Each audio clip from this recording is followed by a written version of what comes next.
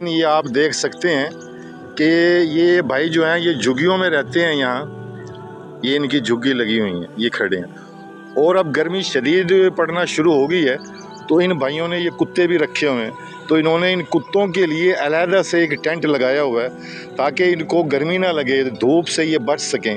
یہ کتے اب دو اس ٹینٹ کے نیچے جو ہے وہ آرام فرما رہے ہیں۔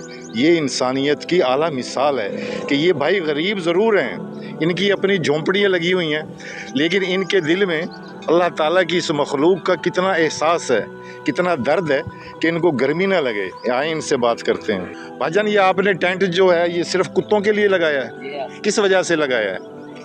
گرمی نہ لگے۔ اچھا، ان کو گرمی نہ لگے، دھوپ نہ لگے ان سے۔